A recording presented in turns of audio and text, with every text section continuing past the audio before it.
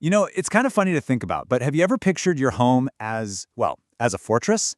Because whether you realize it or not, it's in this constant, invisible struggle against everything the outside world throws at it.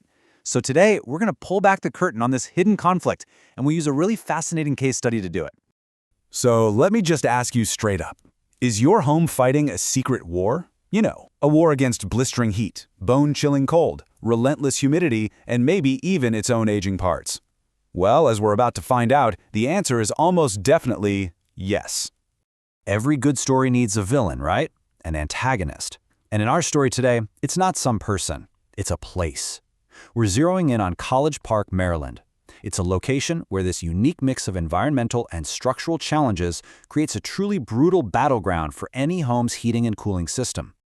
Okay, so check this out. What's so wild here is just how extreme the fight is on both ends. You've got these summers pushing past 95 degrees with, and this is the real killer, 70% humidity. Your air conditioner isn't just trying to cool the air, it's literally fighting a war against water. And then, just like that, the whole season flips, and bam, you're getting hit with winter lows that are dipping down into the teens. There's just no off-season for your system. It's a year-round stress test. And that crazy climate? That's just the opening shot. On top of that, you've got these older homes, some with ductwork that's been there since the 1920s, just leaking all that precious cool or warm air into the walls. Then you pile on some of the highest energy costs in the region and these really strict housing codes, and what you get is a perfect storm. It's a multi-front war for homeowners. So with an antagonist that formidable, who's the protagonist? Who's the hero of this story? Well, it's not what you might think. It's not a shiny new piece of equipment. It's expertise. It's that deep, specialized knowledge that can actually navigate this battlefield and win the war for your comfort. This quote from our source material, it absolutely nails the hero's mission. It's really a three-part promise. Fix what's broken. Okay, that's the technical skill, the hands-on part. But explain what happened? That is just as crucial. It's about giving you, the homeowner, the intel you need to actually understand the battle. No runaround, no confusing jargon, just clarity. And that clarity, it comes from a really structured approach. A true expert has a clear plan of attack, contact, diagnose, and then prepare. But look closely at that second step. See that word, approval? That's key. This isn't just guesswork. It's a transparent process where you're in command, which is exactly what you want when you're in the middle of a crisis. And here's a perfect example of what that deep expertise looks like in practice. It's something called a manual J load calculation. Now, this isn't just about replacing an old box with a new box the same size. No way. This is a full-on scientific analysis of your specific home, your windows, your insulation, everything, to find the exact right size for your equipment. If you get this wrong, your system will waste a ton of energy, and worse, it won't dehumidify properly, which is a total disaster in a place like College Park. All right, let's get into the action. We're going to look at some of the most common ways these systems fail and see how those problems tie directly back to all the challenges we've been talking about. First up, we've got a classic villain, the frozen evaporator coil. If you have ever walked outside on a blazing hot summer day and seen your AC unit literally encased in a block of ice, you know exactly what I'm talking about. It's a dead giveaway that the battle against heat and humidity is being lost big time. But see, that block of ice is just a symptom. The real culprits, the actual cause of the problem, are things like restricted airflow from a forgotten dirty filter, or maybe your refrigerant levels are low, or a motor is failing. A real pro doesn't just melt the ice and call it a day, they hunt down and eliminate that root cause so it doesn't just happen all over again.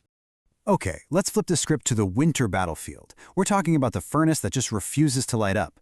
This one is so sneaky because it almost always happens on that very first cold day of the year, right after your system has been sitting quiet for months. It's a really sudden, really chilling surprise. So why does it always seem to fail right then? Well, over that long, quiet summer, critical little parts like igniters and flame sensors can get dirty or just degrade. It's kind of like a soldier's gear failing right at the start of a mission. These aren't things you did wrong. They're mechanical failures that need a really precise diagnosis to fix. Oh, this is a problem that attacks you right in the wallet. That sudden, shocking energy bill that makes your jaw drop. This isn't just about the price of energy going up. It's often a distress signal from your HVAC system. It's basically screaming that it's losing its war on inefficiency. So who are the thieves stealing all that energy? Well, they're probably hiding inside your walls. Remember that 1920s ductwork we talked about? The source material points out that leaky ducts can waste 20 to 30% of the air you're paying to heat or cool. That's huge. Add in a dying compressor or just a really old, outdated unit, and you are literally paying a fortune for comfort that you never even get to feel. So, when you're facing one of these problems, you've got that huge decision to make. Do I repair it or do I replace the whole thing? The source gives us this fantastic, super practical tool called the $5,000 rule. It's simple. You just multiply your system's age in years by the estimated repair cost. If that number is more than $5,000, then replacement is probably the smarter financial move in the long run. It's a quick bit of math that can seriously save you from a costly mistake. So after all these battles, all these problems, what's the resolution? How do you actually win this thing? Well, the key takeaway here is that achieving comfort, especially in a challenging environment, doesn't just happen by accident. It's a victory that has to be actively won.